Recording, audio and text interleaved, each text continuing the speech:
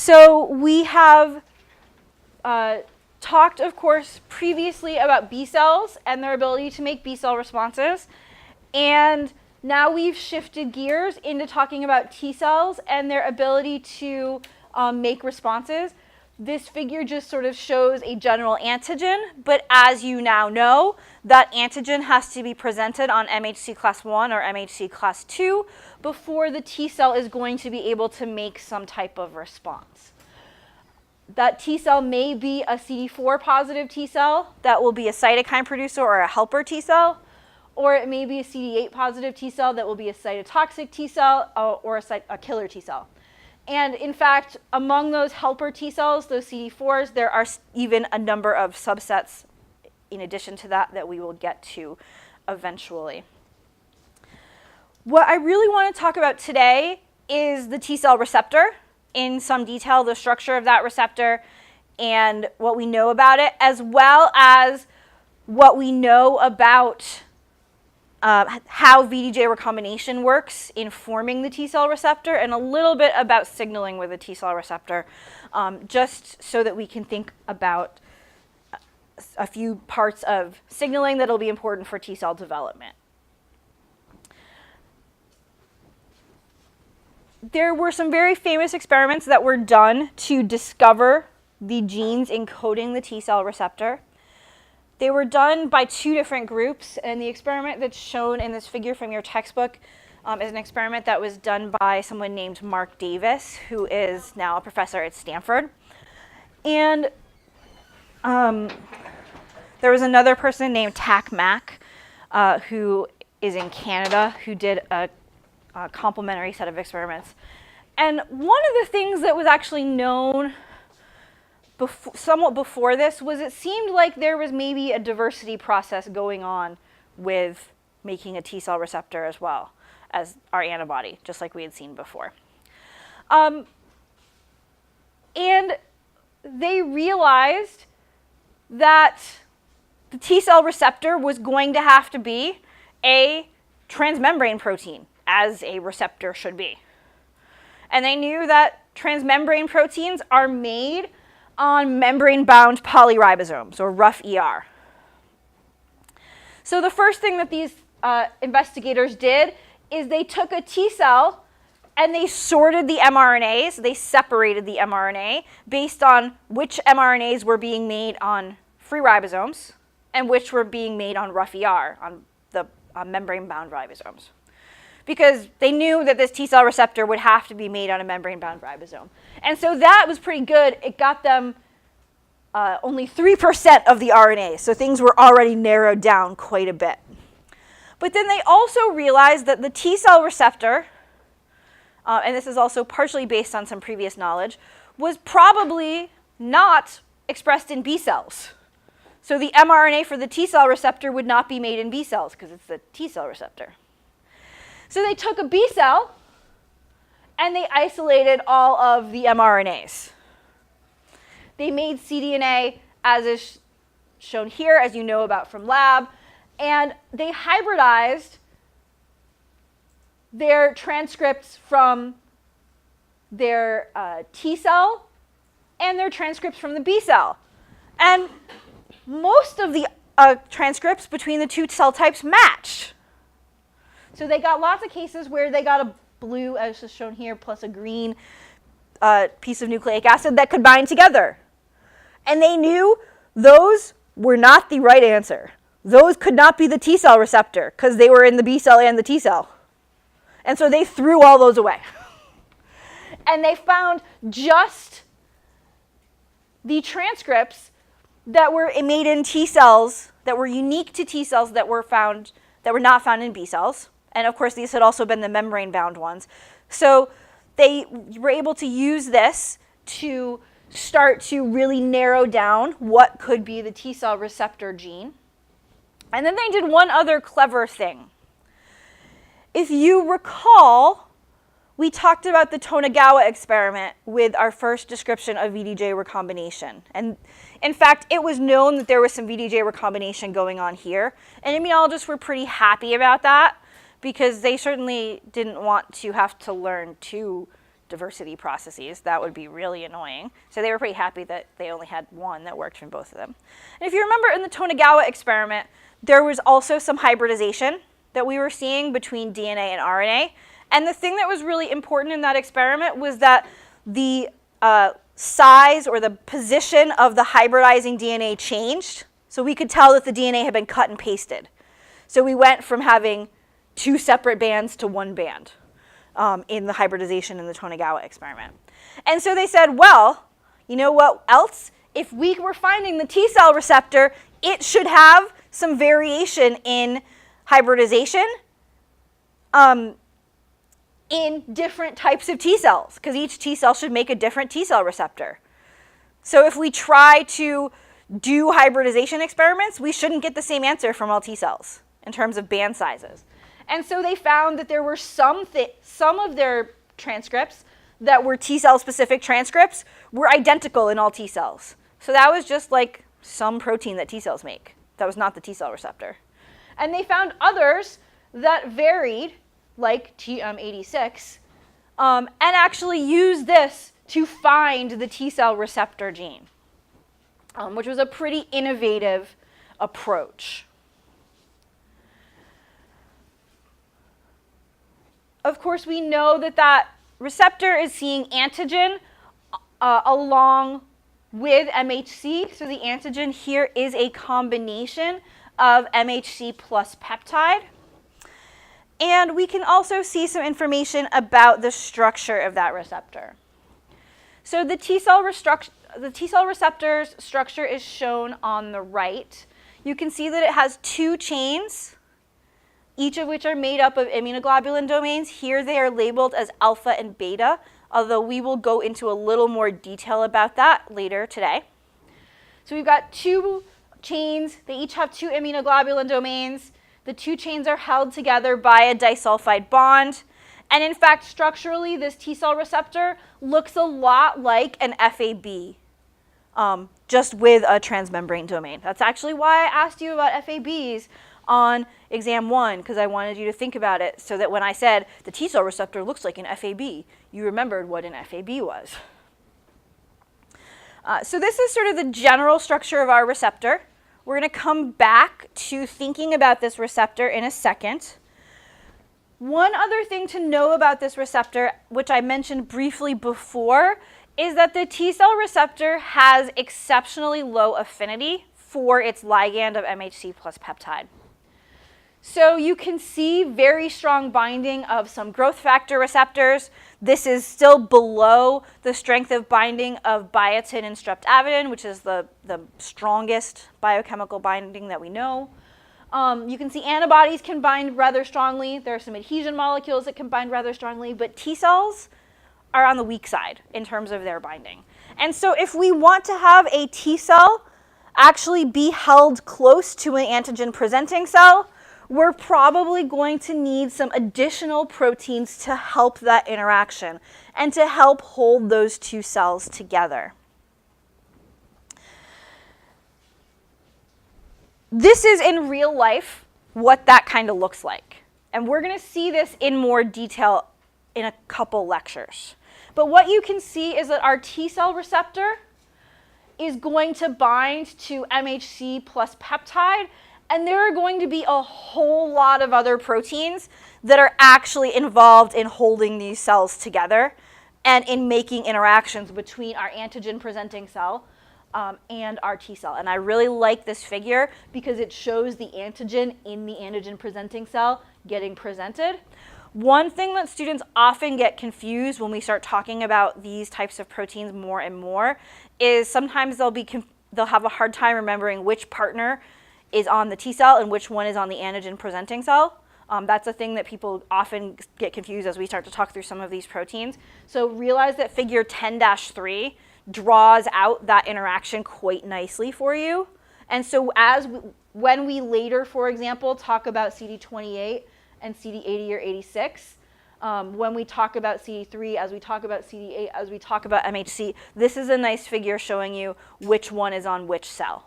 And even does a good job of reminding you where the antigen is in the antigen presenting cell.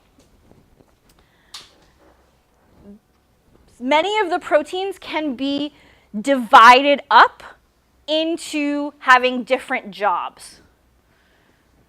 And the big ones are actually described in a table in your textbook as being either co-receptors, co-stimulators, or adhesion molecules, which are not shown here. And adhesion molecules are things we're going to get to a little bit later. But if you had to guess what an adhesion molecule did, or what an adhesion molecule's job was, what might you guess? What?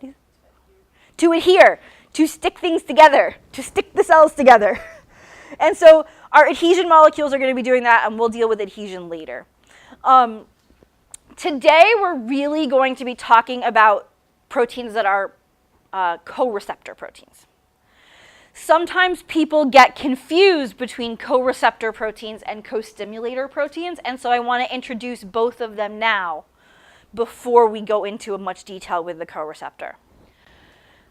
The co-receptor proteins, which are the proteins that are shown here, whose names you will know more about later today, are involved in transducing the primary signal of the T cell receptor. They help the T cell receptor actually transduce its signal. They are additional pieces of this primary receptor, additional air quotes pieces, additional friends. Co-stimulators are in fact involved in sending an additional signal that may be icing on the cake to that first signal. We're going to call this signal 2 later on for the co-receptor. So it's not the original signal transduction cascade, it's this add-on signal transduction cascade from the co-stimulator. The co-receptor is, we will call signal 1. It's really giving us that primary signal from the T cell receptor. So we talked in the past about receptors and receptor signaling. Specifically, we talked about the B cell receptor and the B cell receptor signaling. We talked about the pros and cons of the B cell receptor and its ability to be a receptor. Now let's think about the T cell receptor and its pros and cons. And you can see both our B cell receptor and our T cell receptor drawn here. What types of things might you realize or might you notice as being good or bad things about the T cell receptor? And you might think about what we've talked about with the B cell receptor as parallels. That's why I put them on the same slide. Yes, Molly? It doesn't have the same binding on the tails as the B cell receptor, so it can't like funnel proteins in, and it loses the extra variable domains that are on the end. So the biggest, so Molly's talking about how the B cell receptor has 2 binding regions. The T cell receptor has only 1 binding region. So that's going to influence our binding strength and our ability to potentially cross-link antigens. That's why we need all of these helper proteins. So absolutely, that's a key thing. What else can we say about the T cell receptor? It goes through VID J recombination, so it gets to do that whole diversity process. What strength does that give this receptor?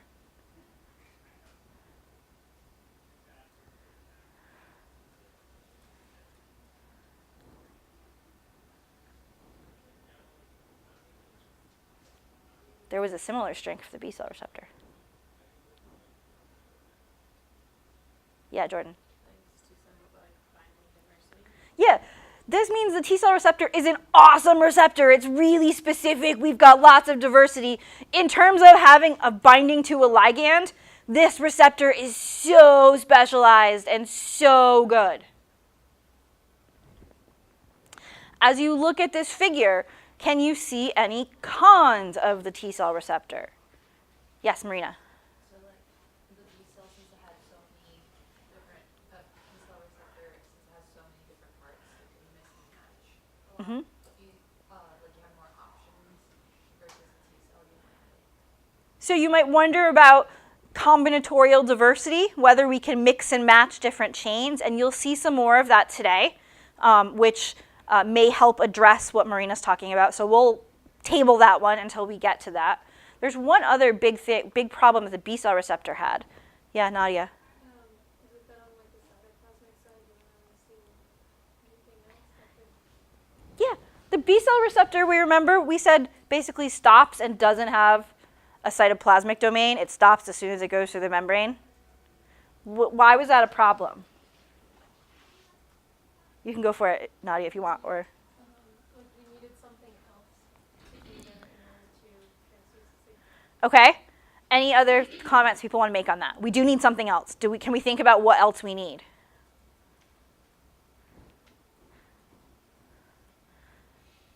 I made a parallel to the receptor tyrosine kinase. And I told you there were 3 really important parts of a receptor tyrosine kinase. What were they? Yes, Malik. The receptor, the tyrosine, and the kinase were the 3 key parts of the receptor tyrosine kinase. Both of these, the B-cell receptor and the T-cell receptor, are awesome at the receptor part of that. They're awesome at being receptors because of that diversity. But do they have any cytoplasmic kinase domain to actually do any phosphorylation? Nope. Do they have any cytoplasmic tyrosines to get phosphorylated? Nope. And so the T-cell receptor also has that weakness. Solving that problem is really what the co-receptor proteins are about. You saw a solution to this issue with the B-cell receptor. What was the solution to this problem with the B-cell receptor? This is where I quoted the Beatles. Yeah, Malik. Exactly, it got by with a little help from its friends. So remember that there were 2 partner proteins that worked alongside the B-cell receptor, Ig alpha and Ig beta. And they had an intracellular domain known as an ITAM, an immunotyrosine-based activation motif.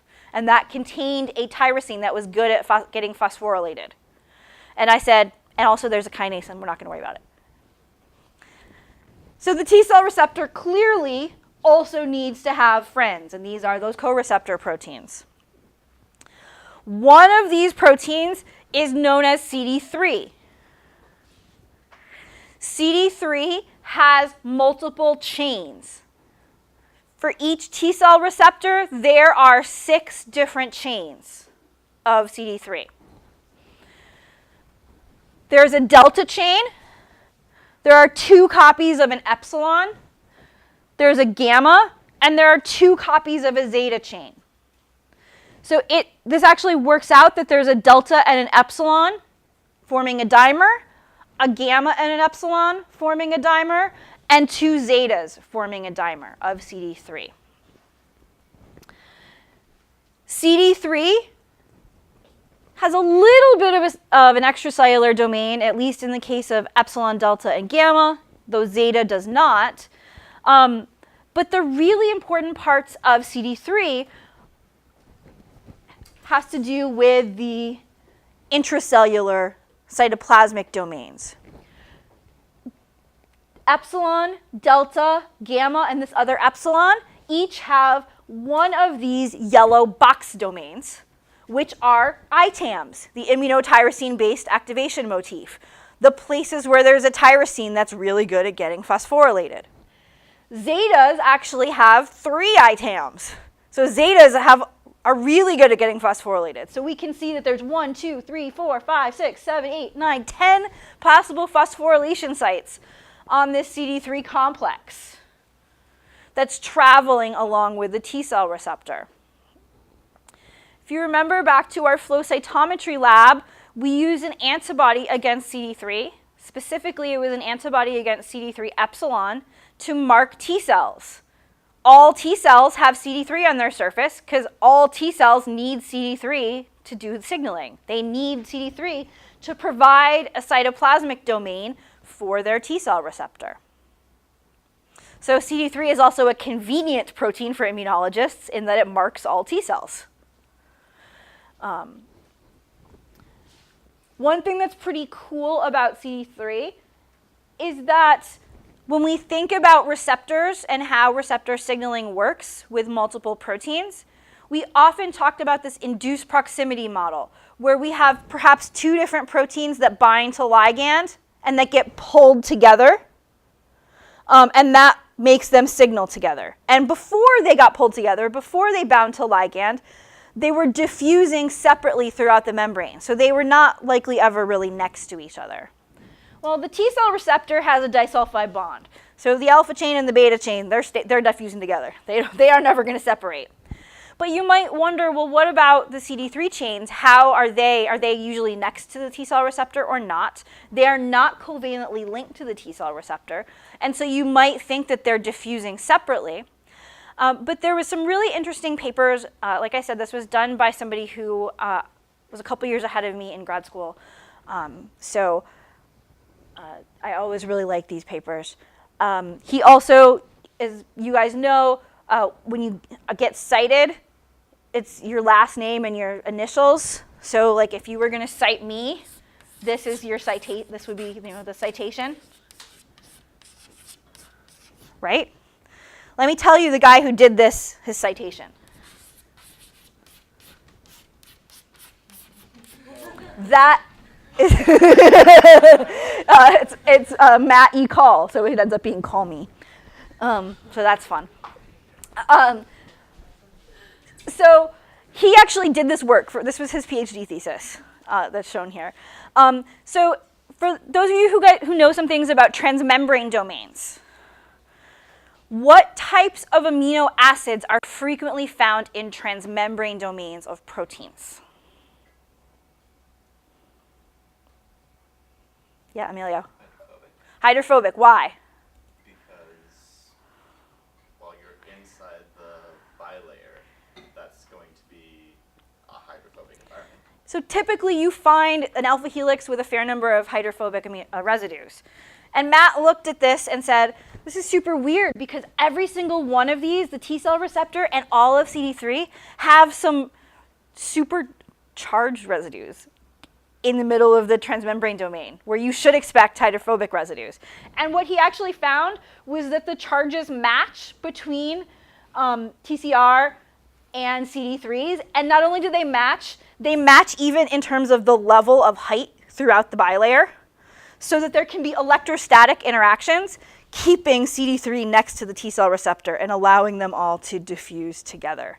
And so there's actually this nice charge electrostatic interaction that keeps this whole complex together, even though it is not covalently linked. Yep, Nadia. How do you experimentally look at this? You change amino acids in some of these transmembrane domains, and you do things like swaps.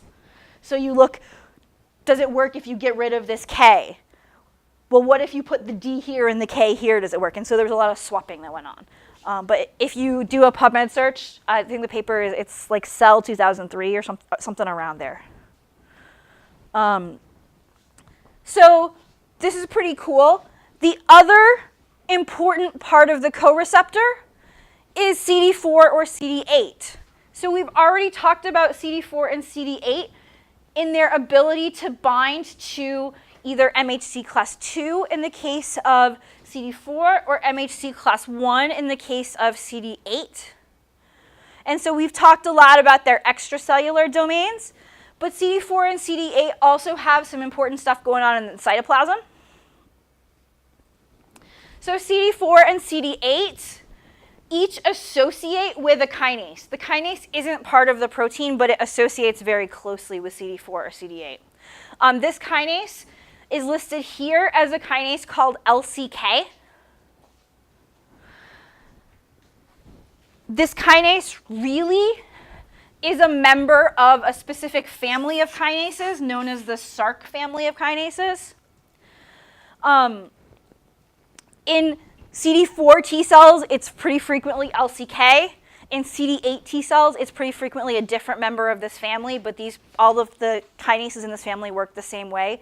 So as long as you know it's a Sark family kinase member, I don't really care that you know LCK for CD4s and FIN for CD8s. You might hear me talk about LCK. It's a Sark family kinase. It's all good. In B cells, the kinase that I skipped over is also a Sark family kinase. It's also working the same way. And so the idea here is that when CD4 or CD8 is able to bind to MHC class 1 or class 2, that induces the proximity of this kinase to be really close to those ITAMs on CD3, and that kinase LCK is going to be able to phosphorylate those ITAMs. And so that's going to start the signal transduction cascade. So these proteins are really important for stabilizing the interaction between the antigen-presenting cell and the T cell, but they're also really important for actually sending this signal downstream of the T cell receptor. And you can see why CD3, CD4, and the T cell receptor together are sort of the T cell receptor or the co-receptor, because you couldn't get the signal without the parts of all three of these proteins. This is the general way that T cell receptors signal.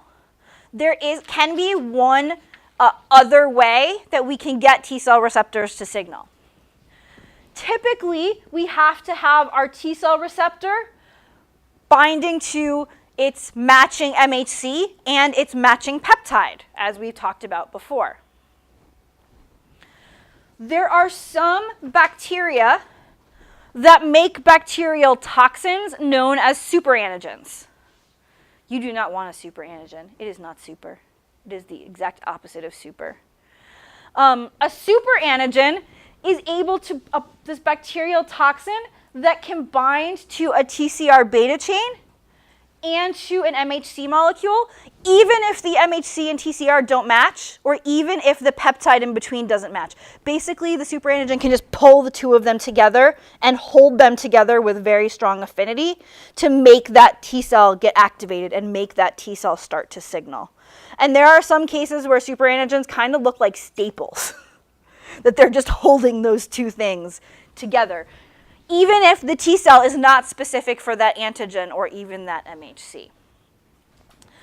When this type of binding occurs, this will activate that T cell pretty dramatically. The T cell will produce a lot of cytokines, and you as a host will feel very sick.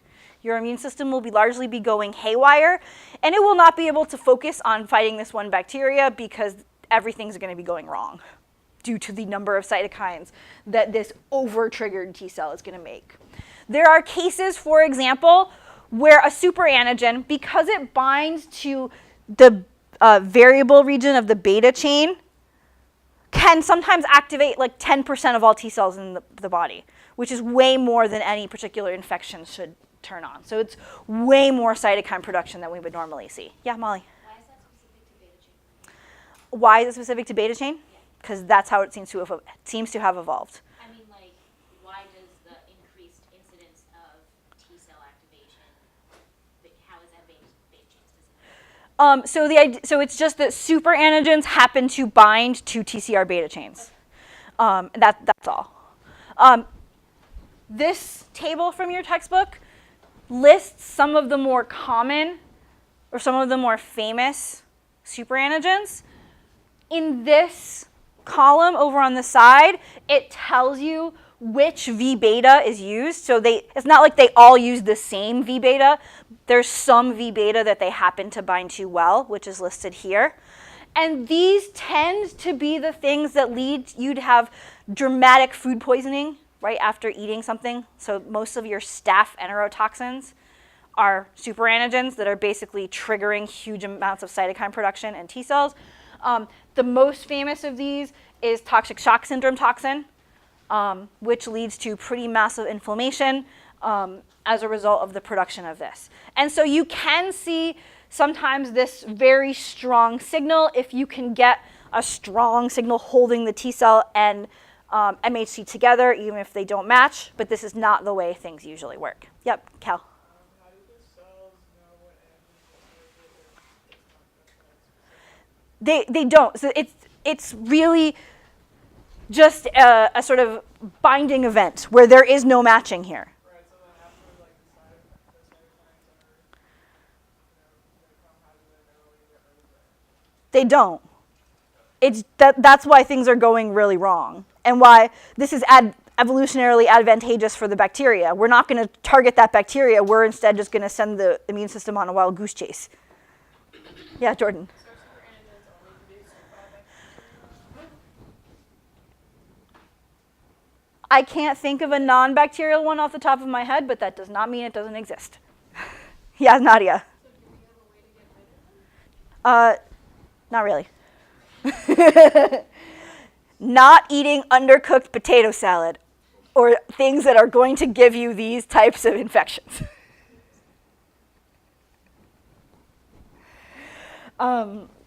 So this is sort of the one exception to that T cell activation thing that I mentioned before. So if we zoom in a little more on the T cell receptor, this is what it looks like, and you've seen something that looks very similar to this before. So here you can see our two chains of the T cell receptor. We're going to call one of them a heavy chain and one of them a light chain, but they're pretty similar size-wise. So you can notice that this one is 282 amino acids long and this one's 245. But that's not, super different in terms of heavy versus light. You'll see where heavy versus light comes in later. They have a variable domain at the end and a constant region next to their transmembrane domain. That variable region is made up of an immunoglobulin domain that has 3 loops, just like every other immunoglobulin domain. And so at the top of our T cell receptor, we again have those 3 little loops that can reach out and touch the MHC plus peptide. These again are the hypervariable region 1, 2, and 3, or the complementarity determining region CDR 1, 2, and 3, just like you saw with the B cell receptor. And so you can see them labeled in red in both versions of this figure at the top. The T cell receptor is able to make contacts with both the MHC molecule, which is shown here in gray, and the peptide bound to it, which is shown here in yellow. And these are the CDRs 1, 2, and 3. You can kind of see where they're going to be making contact with MHC plus peptide. This is that footprint as well. The angle of binding is in fact quite important for this contact. Happily to most immunologists, as well as to most immunology students, the T cell receptor is formed by VID J recombination, so you don't have to learn some other fancy diversity process. One thing I forgot to tell you when we talked about VID J recombination before is that VID J recombination has only been described in B cells and T cells, cells of the immune system. There are some other physiologic systems where there's massive diversity and a lot of receptor diversity. And the scientists in those areas desperately want VID J recombination to happen, like so desperately. And so they will do all of these experiments to try to find RAG expression and try to see if VID J happens in their system, and they often fail. But in particular, the one that they really want are the nasal receptors in your nose that let you smell different things. And the question of how we have so many diverse nasal smell receptors. Oh, the neuroscientists in general, do they want VID J recombination to talk about diversity. And so that hasn't been seen. It's only been seen in these 2 cells. But you will find papers. You could do a PubMed search right now. You would absolutely find papers of people trying to look at RAG expression in the brain or in the nose. I definitely remember going to one talk where somebody saw, it was an artifact, it was totally wrong, but they thought they saw RAG in the zebrafish nose, and they were like freaking out. But happily, the T cell receptor is formed by VID J recombination. One thing that you might notice here is you can see beta recombination at the bottom, and you can see alpha recombination at the top. Beta was the chain that I showed you on the previous slide that had slightly more amino acids, and I was like, yeah, I would be the heavy chain. But the real reason we can think of beta as the heavy chain is because beta involves a V, a D, and a J segment coming together, whereas alpha includes only a V and a J. So beta is our heavy chain. It has a VD and a J coming together, while alpha is our light chain and has a V and a J. The CDRs are encoded very similarly in the T cell receptor to what you saw with the B cell receptor. So CDRs 1 and 2 are just components of the variable region. Which CDR1 and which CDR2 our receptor has is based on which V is chosen in the heavy chain and the light chain. CDR3 is made up by the junction of the V, D, and the J. So we can see a lot more variation in our CDR3 in these cases. One other thing to just address really quickly, Marina asked a question about combinatorial diversity earlier. We can still get combinatorial diversity here. We can get different pairings of heavies and light chains, of beta and alpha chains, to get some additional diversity here. So all of those parts of this, of using the two different parts and getting diversity by making different combinations, still apply here. It's just that we're combining different beta heavy chains and different alpha light chains instead of the chains that you saw before. So this is another view of the alpha and the beta loci. This is simplified, and I've adapted it from the view in your textbook. There are a couple little things to notice. One of them is that alpha, you can see, looks pretty typically like a light chain. You can also notice that beta actually has two different constant regions and kind of has two different sections of Ds and Js. So things can get a little bit weird with beta, which I'll mention in a second. But I want to show you on the next slide one other thing about the alpha and beta loci. And I want you to look at it and tell me how it makes you feel and what it makes you think about. Notice my key at the bottom.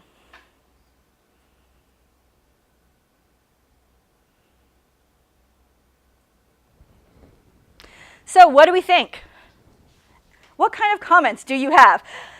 I am right now getting the best facial expressions. I now know what like 8 of you look like when you're pouting. I just saw so many pouting faces that were kind of amazing. So who would like to tell me why they are pouting with their excellent pouting face? Yes, Molly. The RSSs don't match, like they're not right. Okay, so the RSSs are not in the same orientation that they are in the B cell receptor heavy chain. So with the light chain with alpha and beta, you got one on one side and one on the other and everything's fine, and that's the way it was in the light chain as well. So the alpha one is okay. It's the beta one that's giving us the pouty faces. So what's the problem here? Molly said they're not right. Yeah, Malik. Could join a B and a J together and just So in the B cell receptor, our D segments had the same RSS on either side, and our V and our J had the same RSS. And so you couldn't do V to J skipping D. It wouldn't work with RSSs, but here it would work. So that's a problem. Any other problems that you could see here? Remember that there are multiple V's, multiple D's, and multiple J's.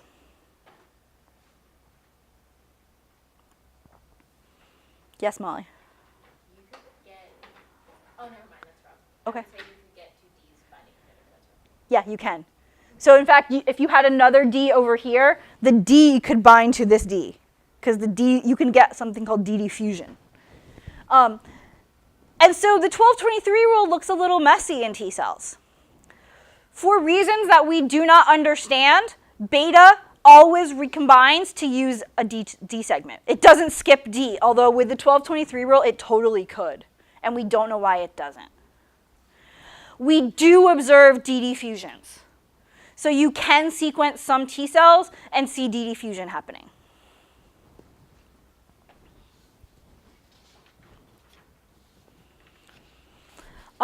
Other unique things just to think about, because beta has the two different constant regions in two places, beta does get 2 different tries to recombine, and this is beta on each chromosome. So we do get 4 tries for beta to make a heavy chain.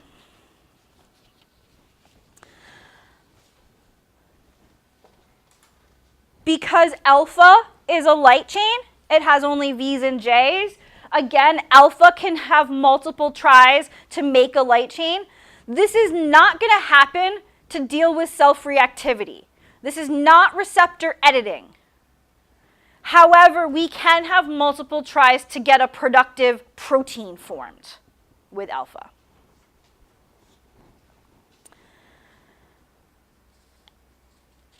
Alpha is a little bit annoying also because alpha is pretty bad at allelic exclusion. And so there are a fair number of T cells, I think it's 20% of all T cells express more than one alpha chain. And that makes some that you can think about consequences for that in the physiologic system, but it also makes some experiments really messy. And there's one really classic experiment that your book covers and that I sometimes talk about as a paper in class, and it confuses people a lot because the data is really messy, and the reason why that data is messy is because of the alpha allelic exclusion problem. So we're going to talk about kind of like the clean version of that experiment instead of the messy version. But all of these things can come together to give us massive T cell diversity, just like we got massive B cell diversity with a small number of genes. So we can combine our V's, D's, and J's of beta and our V's and J's of alpha. We can actually add PNN nucleotides. We can have all of this diversity come together to give us huge numbers of T cell receptors. And all of these processes are largely happening exactly the same way you saw with B cells. So RAG is used. There's light chains and heavy chains. There's PNN nucleotide. There's sometimes are multiple D regions in T cell receptors. Alpha sucks at allelic exclusion. It's all the same. When I used to be a TA for this class, we would always throw a zinger on exam 2 where we would re-ask one of those PNN nucleotide questions and just say it was happening in T cells because we're like, no, it happens in T cells too. Why do you think this isn't relevant? You can look at my old exams. I haven't done that, but that was 100% of the time when I was a TA that we always threw that on exam 2. You can also see that we don't have a secreted product with T cells. Well, we did have that secreted product of antibodies with B cells. And we're not going to have somatic hypermutation. We're also not going to have receptor editing in our T cell the way we did in our B cells. And so all of these things are going to allow our T cells to make their responses. When we talked about B cells, I told you right at the end that there should be a little asterisk with some of the stuff we talked about. Because I told you that officially everything that I discussed had to do with a kind of B cell called a follicular B2 B cell. And I said there are some other kinds of B cells. There's a marginal zone B2 B cell, and there's a B1 B cell that act a little differently than our other B cells. So when I say a B cell to you, I mean a follicular B2 B cell. Similarly, when we talk about T cells like this, in sort of broad strokes, we are actually talking about one of many types of T cells. Everything that's up here refers to one of many types of T cells, and that T cell is known as an alpha beta T cell. An alpha beta T cell has an alpha chain and a beta chain as part of its T cell receptor. That's how it gets the name alpha beta. There are other T cells that do not have their T cell receptor made up of an alpha and a beta chain. These T cells are called gamma delta T cells. Their T cell receptor is made of a gamma chain and a delta chain, as you might guess from their name. I'm going to ask you to tell me on a later slide which one is heavy and which one is light in gamma and delta. I'll show you on a later slide, and so you're going to have to tell me, so be ready. Gamma delta T cells are T cells that arise very early in development. So you can see that the percent of T cells very early are gamma deltas, and alpha betas take over later on. And gamma deltas have a lot of differences between with alpha betas. So they both are coming from the thymus, but there's a much smaller, it seems, repertoire of gamma delta T cells. Their selection processes that we'll see in terms of development are going to be rather different. They don't necessarily have CD4 or CD8. They don't recognize MHC. And are really rare in the blood. And so for a long time, people were like, yeah, no big deal, no one cares.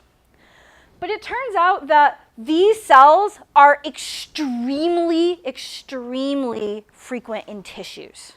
And in fact, one of the reasons why we maybe thought they weren't such a big deal before is because usually when we look for T cells, we look in the blood or we look in the spleen. We don't like take all of the skin of the mouse and like grind it up and try to get T cells that happen to be living in the skin or T cells that happen to be living in the wall of the GI tract.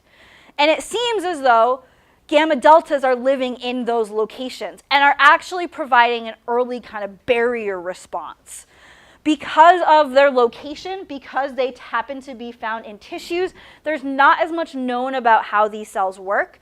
And so a lot of this information, including things like their frequency, I would have to say we're a little bit uncertain about. But the basic idea is that these gamma delta T cells are sort of innate-like T cells. So they're present very early. And they also are able to do things like make cytokines or directly lyse stress cells, help out other cells, regulate growth factors, and do a bunch of sort of additional functions that we don't always think about as T cell functions.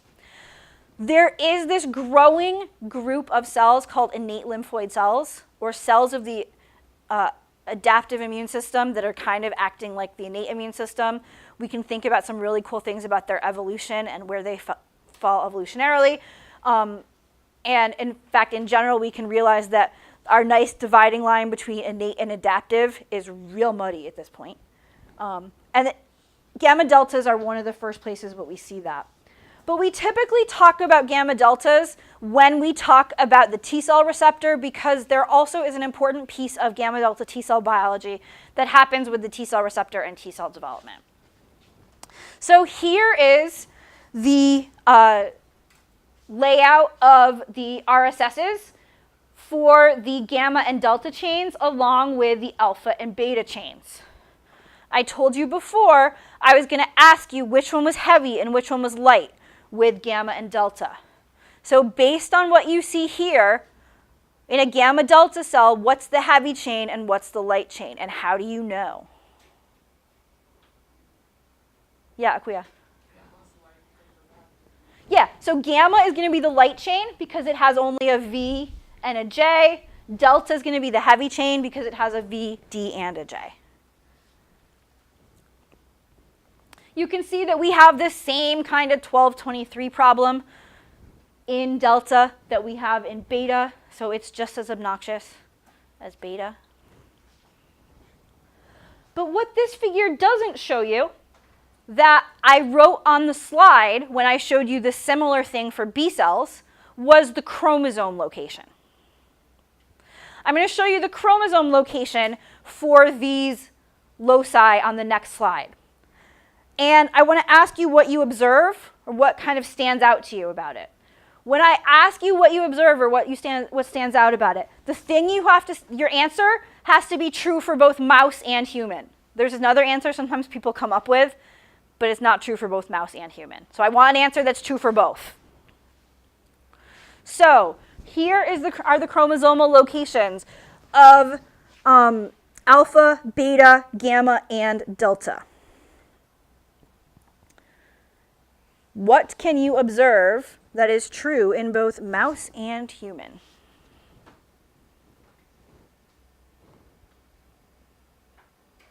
Yeah, Nadia.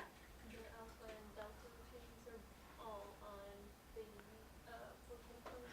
They're all on chromosome 14. And in fact, the fact that it's chromosome 14 doesn't matter so much. But the thing that matters is alpha and delta are on the same chromosome. Yes, in human, beta and gamma are, but they don't have the problem I'm going to tell you about in a second. It's set up in a different way. Alpha and delta are always set up in this super weird way. And it has to do with them being on the same chromosome. So on the next slide, I'm going to show you the arrangement of these loci.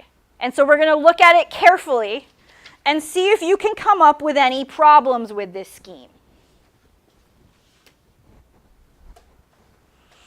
So alpha, or gamma and delta are both in there, are both shown up there. as are alpha and beta for your reference. And there's a problem here. What is the problem?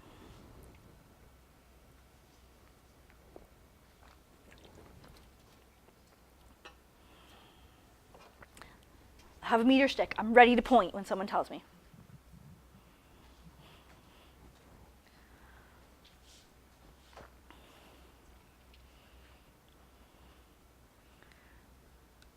What do we see? Yeah, Emilio. No. Okay, Emilio says no. Oh, no, yeah. Oh. It goes alpha, delta, alpha. Yeah. So what's going on here? Delta's in the middle of alpha. So here's V delta, but here's V alpha, here's J alpha, and here's all a delta sitting in the middle of alpha. What that means is that if a cell, a developing T cell, rearranges an alpha chain, if that cell makes alpha, it has to delete the entire delta locus. And so when a cell makes an alpha chain and does VJ recombination of alpha, it in fact deletes its entire delta locus. And so this rearrangement process is an important, I do know English, is an important part of the process of how the cell chooses to be a gamma delta or an alpha beta because of the way that these loci are set up. So yes, in humans, beta and gamma happen to be on the same chromosome, but they're not interspersed like this, which is a real problem with alpha and delta. And this is why, honestly, like when I took immunology as a student, I'm not sure that we ever learned about gamma delta cells except on the day where we learned this piece. Like this used to be the only time anybody ever talked about gamma deltas, and now we know more about them and can say other things about them. But this used to be the only famous thing about them. Yeah, Molly. This might be a dumb question, Yep. but is it possible for gamma recombination to accidentally include a subunit from alpha? So can delta include a subunit of alpha? Like when you're doing VID J recombination for delta, can you Yep. accidentally include an alpha? They don't usually. I have never heard of that happening.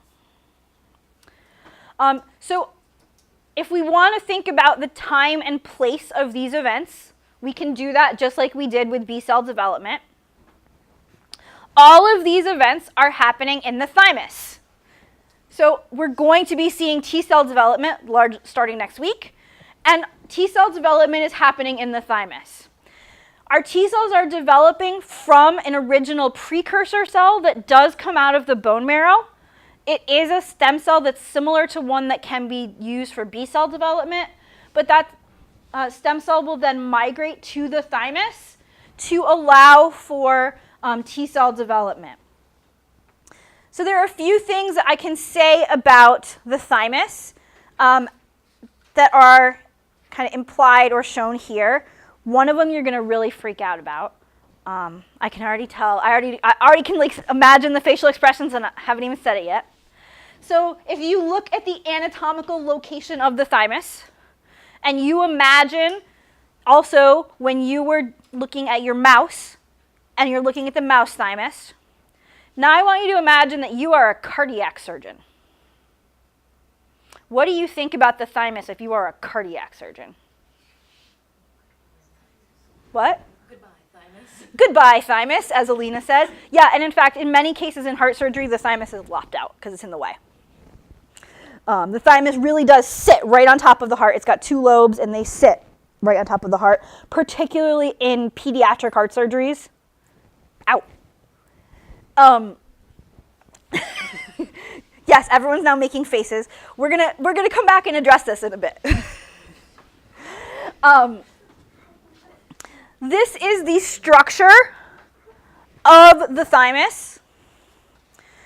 So the thymus has a few different defined areas. It has an area called the medulla and an area called the cortex. They stain differently under a microscope. You can see the medulla is much lighter in color than the cortex. Spoiler alert / hint, the medulla has cells that are way closer packed than the cortex. That's why they're darker. The light can't go through them because there's so much, the cells are packed so close together.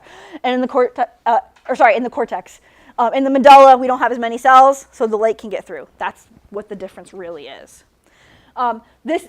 These are the locations where different parts of T cell development happen. So we're going to see some things happening in the cortex, some things happening in the medulla. There are lots of developing T cells here, but there are also structure cells, stromal cells of the thymus that allow for T cell development. And so interaction with all of these stromal cells are going to be really key for our T cells in their development. So you might wonder, why was our heart surgeon cutting out the thymus? And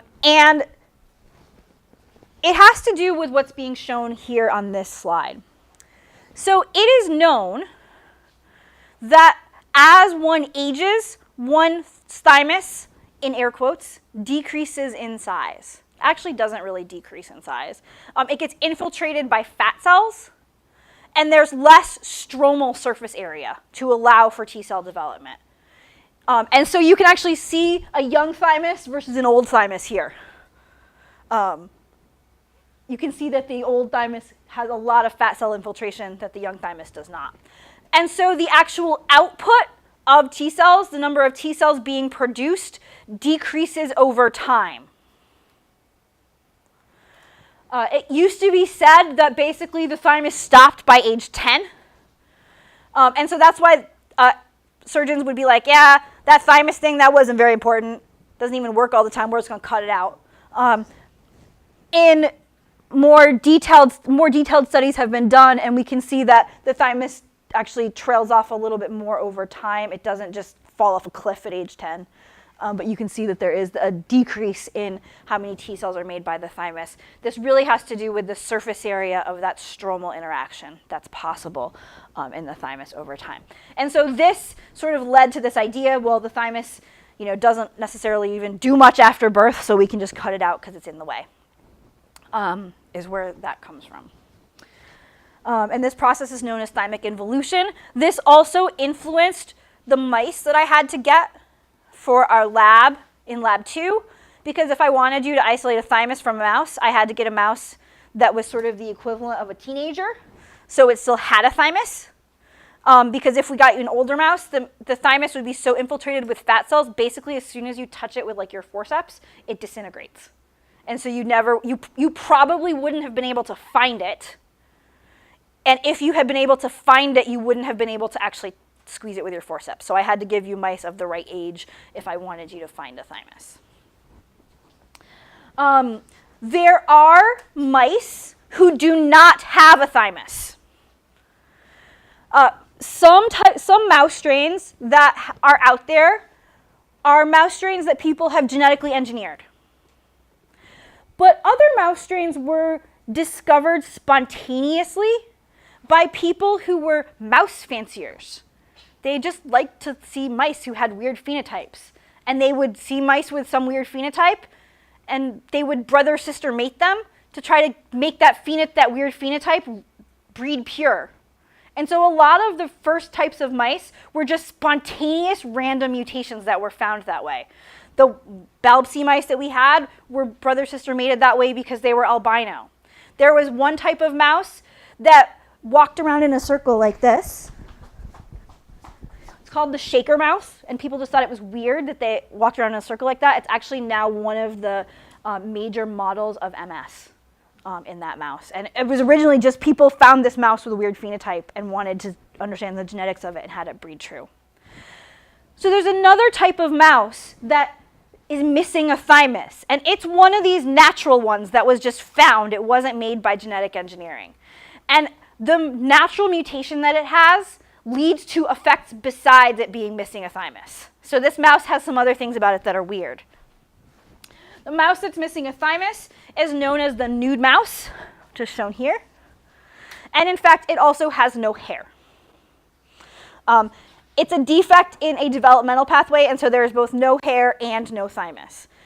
Sometimes students get really confused. There's this one paper I talk about sometimes that uses nude mice, and one of the questions on the discussion questions is, why did they use nude mice? And the answer is because it don't have a thymus. And but in the paper, they do some skin grafts, and people write me these lovely answers about because they can see the skin grafts better. It's like, no. The fact that these mice have no hair has nothing to do with the thymus defect. It's just that this is the natural mutation that they found. So these mice are mice that have no thymus. Sometimes you can see them online with weird things transplanted onto them. It's because they do not reject grafts. And so there are actually a lot of places where we can talk in more detail later about why people use nude mice for some of those experiments. There are also human patients who are missing a thymus. So there are kids with a disease called DiGeorge syndrome who don't have a thymus. And we're going to talk a little bit more about the thymus on Monday. I'm going to finish these slides. I'm going to tell you a couple of things that are interesting about DiGeorge syndrome and how it's treated versus how some other immunodeficiencies are treated. And then we'll move into the details of T-cell development, which is happening in the thymus, but not in these nude mice. Sad for them. So hope you have a great weekend, and I will see you on Monday.